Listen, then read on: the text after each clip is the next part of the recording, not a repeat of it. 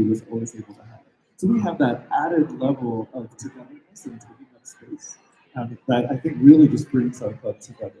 Well, you have the ability to educate as well when, as a group, you're putting on these events and inviting everybody to be a part of it. You're right. Our big homecoming on a pride run in Central Park every year. Happened every year since 1981. It happened virtually during COVID. This year we had over 2,500 people registered. And it's a charity run, not only to support our run club, which is a 501c3 registered in the state of New York, but also to support another small organization in New York that cares for the LGBTQ community. And so it's a real not only the club, but also from all around the tri-state area and from the U.S. that want to celebrate being queer during Pride Weekend in New York City. What do you get from it personally that keeps you so motivated to be involved? Because when I was asking Dalia about the amount of time you started shaking, I could see the number going in your head. I mean, how much time goes into being a leader in this group?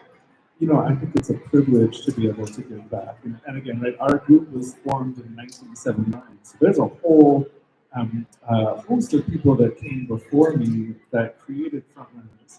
And now it's my opportunity to help bring it forward into whatever the next generation is going to be and make it an even better place.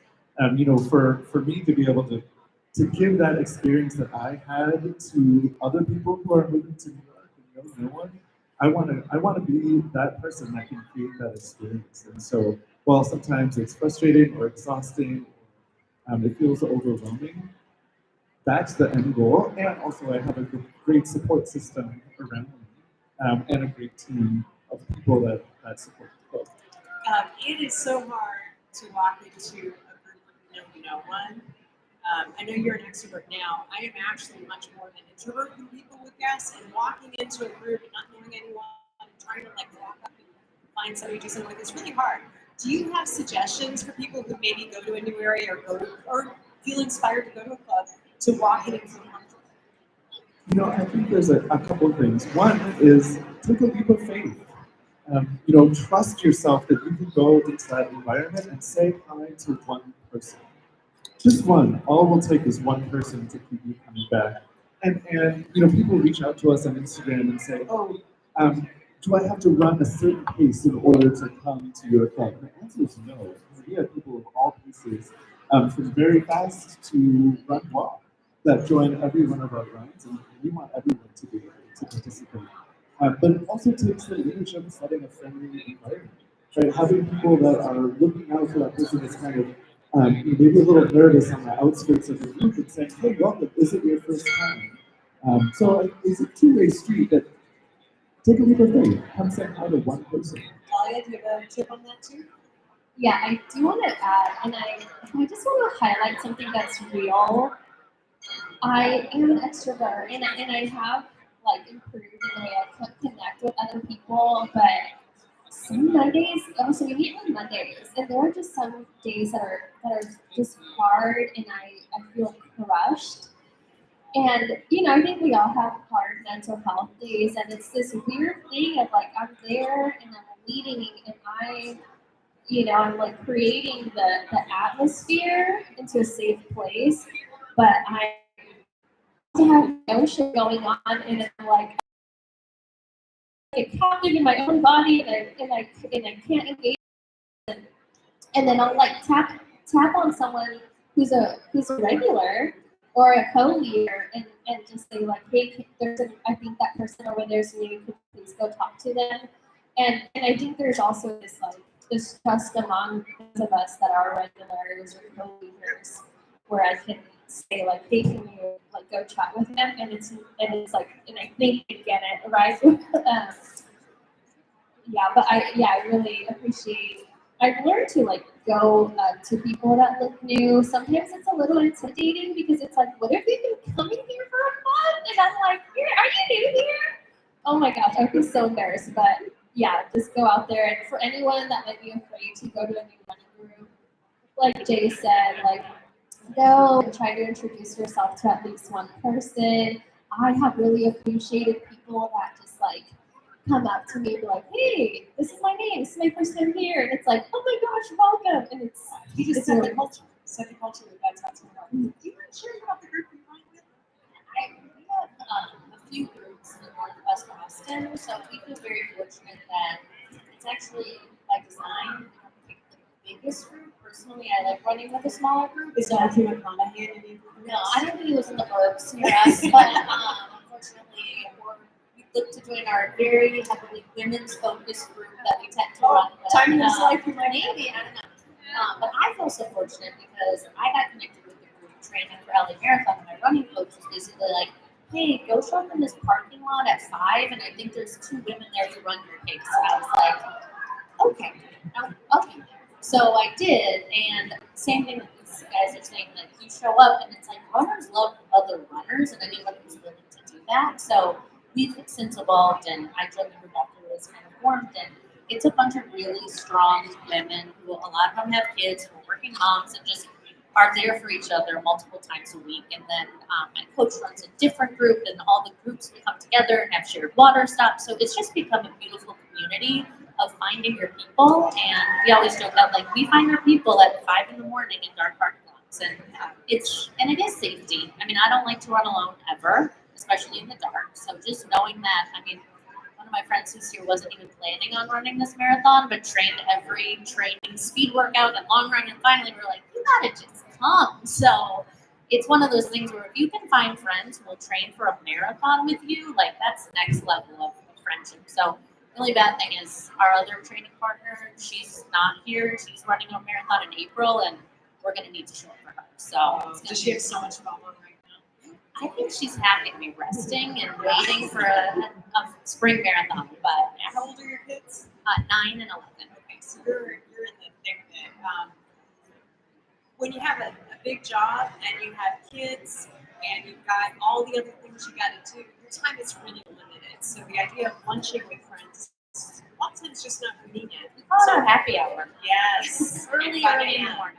Yes, and also it becomes this like for running moms or running dads, whoever, it also becomes a great place to be a resource time as well.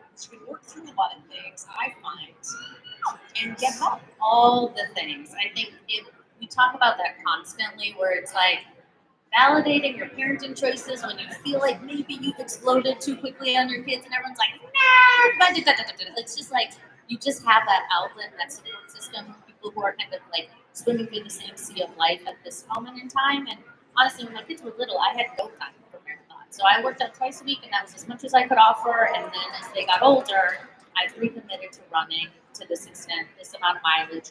They hate it. They're like, "Mommy, you don't have to run another marathon." It's like, we need mommy to be sane, so we need mommy to be You need running. mommy So to- yeah, so it really is like overall, it makes me go to bed at 8:45 or 9 o'clock at night, but it's worth it on the back end just for the balance and the boundaries. Well, and you get the social time that women, which is important. And this my best is- friends, so and then we get Yeah. to travel together and like crush it on the course tomorrow. So we're just feeling really good to be here. That's awesome. And this is kind of a flip of like what you guys were just talking about. Well, I think you said something that's really important, which is seeing other people that identify in similar ways as you, or knowing that there are other people in your running club that identify in a similar way as you. And when shortly after I joined the club in New York City, the New York City Marathon launched the non-binary category, and it was an opportunity for people that don't identify in the gender binary to really find their place not only in our running club but in the running community in New York, and it grew the amount of people that identify as queer that started coming to our club. Not even necessarily racing in New York City Marathon or other races, but just seeing people that identify the same way as you participating in sport really makes you feel comfortable like you can do it. And I do just want to shout out CIM for doubling the number of participants in the non-binary category this year, which I think is a huge congratulations deserved for doing the work to make people feel safe and comfortable to show up and participate in sport. It's fantastic. All right, do you guys have some questions? Should we go to questions? Yep. Short. First of all, thank y'all for speaking about community. coming from me means a whole bunch. So take up space, keep it up. Can you talk about the importance? I know you all are leaders in your own respect, but talk about the importance of the team in you're creating those spaces that you've been able to cultivate. You know, I have a lot of friends who are co-founders, founders of spaces for runners, but they always talk about how important the people who show up side by side. You mentioned the co-leaders and regulars, but how important are they to you and your mission? Because you have days where you don't want to be there. So. Yeah, I mean, so Frontrunners is a 501c3 nonprofit. That means we have to do things like file taxes. And I don't know how to do that. And so, having someone in the club that can run the books is a perfect example of being able to rely on other people to do something. So I think I said this yesterday. You have to be willing to delegate. You have to have folks that you can lean on. So there's a board of people that help run the club, but there's so much more support that goes into it. Having people that you can just call on when you're like, I've had such a crap day and I can't handle one more piece of this. My partner has gone a long way in being patient with me too. So it really takes a whole team.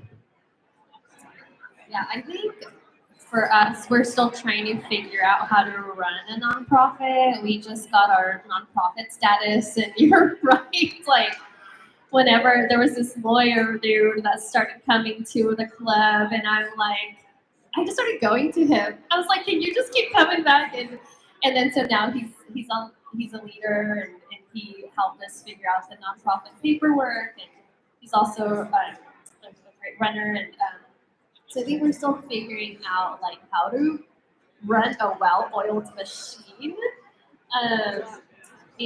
But when we go to like the regulars, I think that the regulars help set the culture, right? Where it's like, I can say, I want this to be an inclusive run club that's all paces, that's multilingual, multicultural, and warm. I could say that, but we need all the paces to show up. We need all the body types to show up. We need slow people. I'm gonna say that again. If you're a slow runner or a walker and you want to go to a run club but you're afraid of being too slow, we need you to show up so that our run clubs can be inclusive. You set the pace. You set the culture. So we need people of all paces and bodies to show up. And I understand that there's insecurities, but show up anyway. We need one another. Do you mind putting on your manager hat with some advice on also just general organization and keeping it together? Yeah, I mean, I think you also want to have that element of fun, right? Because you want people to want to be there, because some days running is not fun. And I think a lot of the times, not tomorrow, there's great conditions, everybody's ready, we're tapered, we're ready, we're carb loaded. But I think at the end of the day, it's like you have to have that element where it's also not that serious, where you know that you might get injured or you might have to work through different pacing and things like that, but it does come down to the people. It's the same thing with any team. Like, if your team has low morale and they're just showing up and don't want to be there, like, the business is impacted. Like, we've all had those times. And people are overworked and burnt out, but this is something we get to do. This is something we choose to do, that I think that's important to always keep front of mind. And ultimately, if you do the miles, if you go for the run and you show up, you're gonna leave in a better place. And I don't think anybody ever leaves the run and is like, I shouldn't have done that. I've been running since I was 11 years old, and I really can't say from experience, except for one marathon with the stomach flu, I shouldn't have done that. But beyond that, it really always works in your favor to at least move. That's all. My ego needed to stay at miles 13 when it all went downhill, but I went, and that was not right. All right, who's got another question?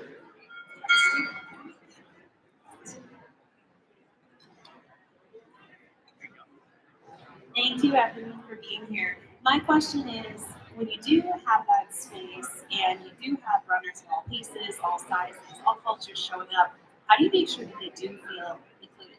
How do you make sure that it does feel like, I'm here and I'm part of this, and not just, I'm here but I'm still on the outside? Okay, it's hard, so I'm just gonna talk and let it flow, and we'll see what happens. That's a really hard question, and going back to what I said earlier, we, it's like we can say that, but it's up to the people that show up regularly to actually make it happen. I don't know.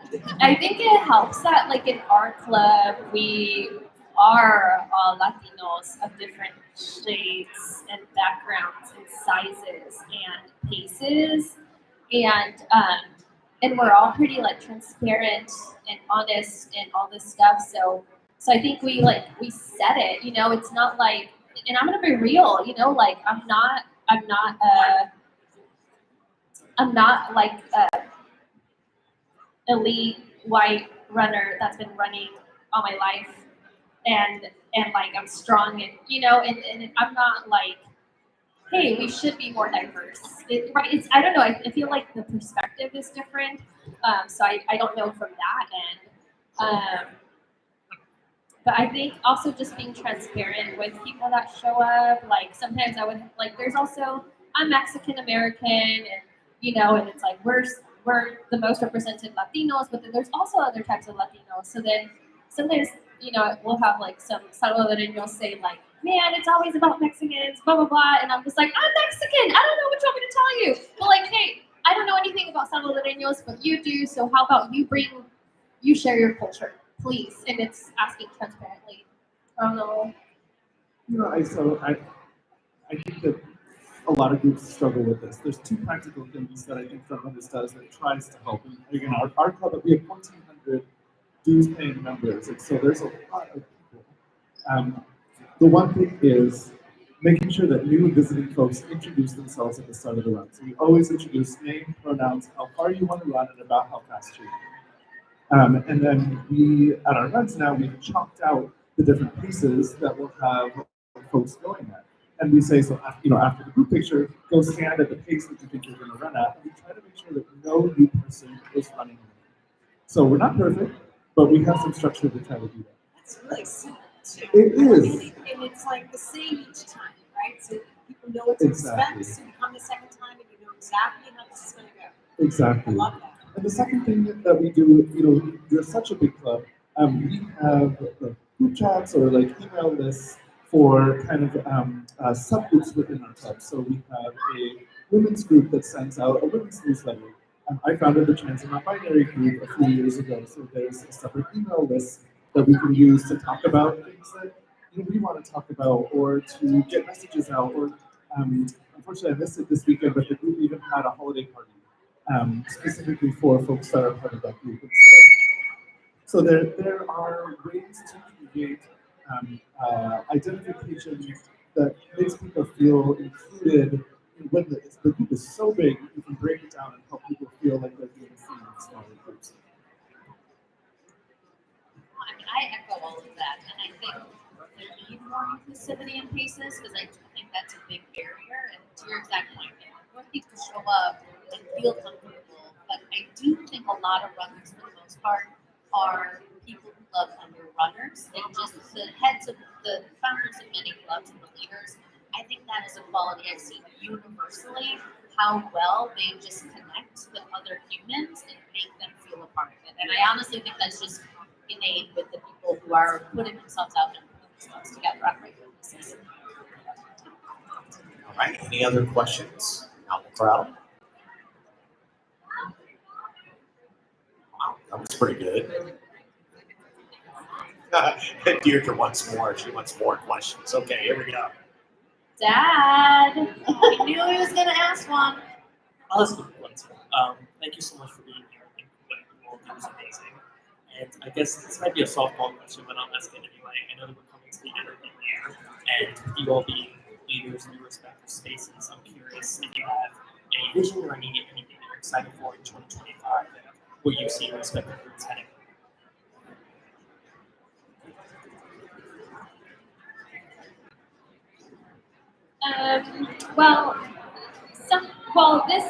This summer we like got our official nonprofit status.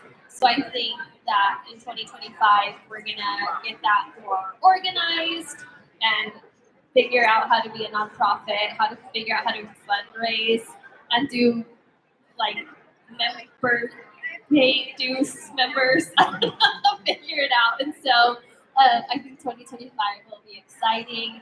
And I really do hope to figure out how to mobilize more volunteers, which is not something that I'm good at. Also, like being a leader and then recruiting volunteer leaders, it's like now I have to organize you. I just have myself to manage, and now I have to figure out how to delegate. It's interesting. Okay. Recruiting volunteers is hard, getting them to stay. I love this question because I think that there's so many like practical things that you might want to do for a club, like you know, a new thing that happens at a run or a new social event. I think for front runners, you know, let's be honest, I think that queer people are really in need of community right now, and are going to be. And so I think that whatever it takes for front runners to continue to be an open, welcoming place for not only all LGBTQIA folks, but also bring intersectionality into that. So it's queer folks and people of all races, queer folks and people of all abilities. So we can really just make it an integrated space and make people feel like they have a place that they can go when things might be uncertain in their ways. So for me, for ASIC, one of my personal projects that I get to do. So is that such a U-line? It says my name. Okay. Series of events and different specialty stores across the country for her mind, because one of the big things we found through our research is that there's a big gap in gender equity in fitness, and women work out significantly less. And the finding is that even 15 minutes of movement a day can help people mentally feel better and more sound. So if women are moving less, and we've also found that women and parents are some of the #1 role models to get kids moving. So if the ladies in the household aren't moving and their kids aren't moving, like that's just going to continue to perpetuate a problem. And there's really no simple solution because the #1 reason women cite for not exercising is time. So how do you free up that time, and then safety and a few others. So we're really opening those conversations, but then ultimately we're going on this tour and it'll culminate at the World Road Race Championships in San Diego in September 2025, inviting these women who've been on our journey to actually participate in either the 1 mile, the 5K, or the half marathon, and hold a summit there. So it's really a powerful project of just actually having some solutions and getting people to move together and hopefully just open up this greater conversation that we can find the time. And it's just a matter of, doing something for yourself to really better both your mental health and being a role model to your family. Karen, I have a question for you. Like when we think about accessibility and equity and creating and like breaking barriers, right? One, cost is a big issue. Sports bras, I can't afford them, so I ask. But so when it comes to like child care, how can we bridge those gaps, right? Of like, is there ever like initiatives of like, hey, we're gonna do a 16-mile run together, training run, and let's like do like child care situation. I'm not a mom, so I don't know, but I'm curious. I mean, for a single mom trying to go on a 16-mile run, can you imagine like finding the time or covering the cost of child care? We have that with people we want. It's a matter of like how do you solve those problems, right? And I think again, no simple solutions. I have women I work with that live in communities where it's not safe to run by themselves. So where is the accessibility to the treadmill and the time and all of that? So those are the things that have to like come together to help solve. Personally, I think we need more like women at the table helping to solve those problems. We have a race locally where they actually do provide childcare during the race, and it's like it is 2024. That's a new idea that we're all like, oh my gosh, childcare at a race. Who would have thought? But those things all come into the game planning, and I think any mom knows you're planning like 15 steps ahead, doing the time math back to 5 o'clock in the morning to just fit it all in, right? So it's just a matter of like, how can we plan smarter and start to shape the conversation? And for us too, it's even like getting into races is expensive. So we work with our run clubs and provide bibs at LA Marathon or some of the 10K, 5Ks. Also, not everybody wants to run marathon. That's not everybody's goal. So how do you do that for 5K races and 10K races and just help elevate the community and have accessibility to those moments in time and make it much easier for people. Okay, and then so one more question. Can I just real quickly add on to that? Because this is what I was trying to tell you guys. Because we're in this other phase of life where we've got those other responsibilities. You guys are still you're making those connections, maybe meeting a partner, and then getting to that next step. You're building your community for all those other parts of your life through these clubs. And those people that you're meeting and connecting with now are the people that when you want to do those things when you have children, you figure out ways to do it. I know in my group, like one mom would entertain the kids for a couple of hours while the rest of the group went. Or you find affordable childcare where everybody gets together so everybody's having fun and you go off and you use the time that you have. So it's interesting, like all these clubs, like they seem like they're about running. The funny thing is running is down the list, right? It's really more about finding people who see life the way you do that you want to do life. Okay, what's your next question? Yeah, so I do care about the intersectionality of access and equity. So, and I know that like I shouldn't try to do it all, but when there's a need, I try to think like, well, how can we like bridge that gap? And so, see, like, what is something that like our local run clubs could do to like really say like, hey, we want to create a space for moms, especially single moms, right? And like, how can we like really say we want to support you? I think a lot of it is not trying to like solve it all in one moment in time. It's like I think a lot of times what people do, and we're like I'm notorious for doing this, is like I think I know what people need, but you have to ask them. So it's like actually serving those women or serving people who might want to run, talk to them like, how could we do this together? They might say, you know, in your mind, you might be like, Monday nights is going to be a childcare night at 6 p.m. And any parent might be like, oh my gosh, why? It's like, no, right? But you don't know that because you don't know what it looks like. So they might be like, we need Saturday morning at 7:15, right? Like that is the time. So it's like, what is the time? What is the need? What would get them there? And start small and then continue to build. But I think talking to the people who are in that way of life and like at that moment in time, it starts with just finding like 4 or 5 of them. I think, especially moms, word of mouth is the strongest thing that will forever go. It's like, hey, come with me. Hey, try this. They make it so much easier. And in like year 1 or month 1, it might work, it might not. And just really be willing to like evolve. I think a lot of times we're all guilty of being like, this is what we're going to do in 2025. This is going to work. And then if it doesn't work, we feel like we failed, so we don't want to try it again, or we don't think of it as an evolution. It could just be time and building. I'm a big fan of failing fast on something too. Like, if it's not working, move on. But try it. Like, try it. And then, like Karen's saying, ask people what they need. I will tell you that running is the cheapest sport you have, allegedly. You know, all you need is a pair of shoes and you go. Once you have toddlers, it's not, because you need a stroller and kids need to come with you. So maybe even within the group saying, hey, you have a stroller that you would like to pass on, or that you would loan out, or bring the kids. Like, let people know that it's okay to bring the kids to things. It's a big deal. And sometimes it's not. Sometimes you don't want the kids there. I did for what our group chat, it's called Halo, and then there's like different channels for conversations. We have what we call a bind a thing for people to like exchange whatever. Hey, I have extra food, or I have extra avocados, or who wants this stroller and stuff like that. And then there's also like random furniture, but it's again more than a run club. First of all, I didn't think you did as much. First, thanks a lot. Can you take notes and share with you? I think I've noticed you touched on a lot of different segments. We talked about the big city. We talked about everybody, culture, things that we found out that the culture is really different. But we all decided to say, not to take from my 80s songs, but at the end of the day, I feel there's an opportunity here. Maybe it's for selfish reasons. As you can see, I'm a gray hair people who see very few. But you also see there's a group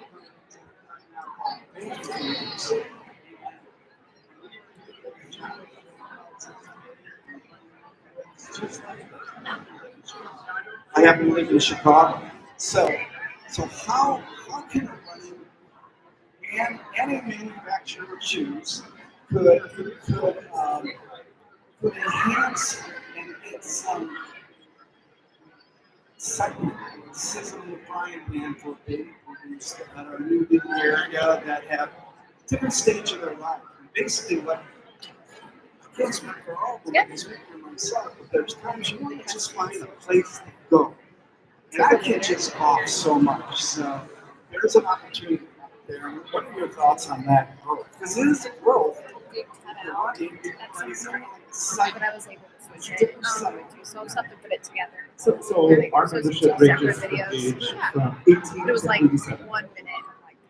And we have folks that are of truly all ages that not only come to our runs every single week and have honestly been with their club since 1979 and we're part of a founding group, which is really amazing, but also race. The oldest front runner to complete the New York City Marathon this year was in complete. It's really we are very fortunate to have an age diverse group. And I think it comes down again to feeling belonging. Whatever that overarching piece of belonging is that makes you feel part of that group. Again, for us, it's being clear. It doesn't matter how old you are. I think when there's practical things like we have a more age diverse group in our Saturday morning runs than we do in our Wednesday night runs. So it's making sure that there are times when folks can come. But at the end of the day, if you want to be part of a group, or if you want to be part of a Latino group, or whatever it is, I think that people will come. And I think what the cool thing about front runners is you guys have been around for a long time, 80s, 70s, 80s. So it's like there's some like probably gray hair runners that have been going there since they had a full head of hair, and they like grew up in front runners, and they got to experience the evolution of its growth. Locally, we have Buffalo Chips that has, is it our oldest in the area? Our oldest in the area. And so they have a lot of runners that have been running with them for decades. And so a lot of our gray haired folks go there. And then we actually all just intermingle. And some of the folks, they'll come to Correnos, and thankfully we have a pretty good range of ages. And then our local front runners, I think they're also a little bit older because they've been running together for like 20 years, I think. And so their thing is like, how do we get more young people? And yeah, so. But also, I think you're touching on how do you find your group? Like, where do you find the people who share things in common with you? And you had a really good tip about this. I think he needs to talk to his daughter who works at ASICS. That would be running. the obvious So, one. I think at the end of the day, like the run retailers, the fleet feeds, like all of the run specialty stores become the best hub as a starting point. Because if you walk into any fleet feed, run specialty store, they know their community better than anyone else, and they can help point you in that direction, even if they're not all in the same demographic completely. Like in the pace groups, they're the same. I mean, we have a huge span of ages within our team, and ultimately, like everyone's just running. So I think if you need help, we can help you, and also find the right place because you want to show up and hold yourself accountable. But also, if you can't find it, you can start it. Yeah, I mean, I think that's what we found some motivation here today. I think so. But I am also empathetic to the fact that running is one of those things that a lot of people stop doing. And so it probably is more challenging to find people of your age and experience who maybe still want to do that. So maybe it's like letting people know what is smaller group, but maybe going to the fleet feed and saying, okay, this is what I'm looking for. If they can't tell you where to find it, do you know some people who might be interested? And then how fun would that be? then I'm pretty sure you got to look up your shoes. So that could be great. Well, we just have a couple of minutes. I'd love to just get some final thoughts from our wonderful panelists today, just about being in a group, belonging, and also seeing out tomorrow. I do want to say, Corremos Sacramento and a bunch of our partners, we have a cheer zone tomorrow around mile 24. You cannot miss us. It'll be a group of us, BIPOC-led running groups representing Sacramento, the Bay Area. Fractal's going to be there on, and we're just going to have a giant party. We're going to have a DJ. So if you want to cheer, join us and bring some snacks and a blanket. You know, I'm so excited to spectate and be part of a race on the other side tomorrow. And running is such a privilege. You know, we will undoubtedly see people in frontrunners jerseys. Here tomorrow, we'll see people in other run clubs in New York. And when I run a race, you know, I'm always looking for the back of our singlet, which has this orange star on it, because it makes me know that I'm not in it alone. And so I see a field of frontrunner stars whenever I race it. And it really is a privilege to be part of it. I'm just excited. I am usually a basket case and a head case and so nervous before these races. And like I just feel ready and confident and it's just gonna be fun. I've heard nothing but amazing things about the course and it's been a good training block and that is a gift because I've had a lot of very challenging training blocks. So I think this is the place to like show up and just go for it and I'm excited. It's fantastic. Do you have a very specific goal in mind, given that it's been such a good training? I'm going to say I will be shooting for a Boston qualifying time. It's on the record. If I don't make it and I even PR, I'll be happy. But truly, like it's been such a good learning training block that even if it doesn't come now, it'll come eventually. So that's feeling good. Trying to ignore the bell. What's your bib number? 3455. Really excited for you. Very much to our panelists. This has been a lot of fun. We did this yesterday, and today's talk was completely different. And it's been really good. So go on out, have a great race tomorrow. The weather's going to be spectacular. Make sure you pay attention to all those race instructions. And I'm saying that because our head of our Sacramento Running Association is there, and he always wants me to remind people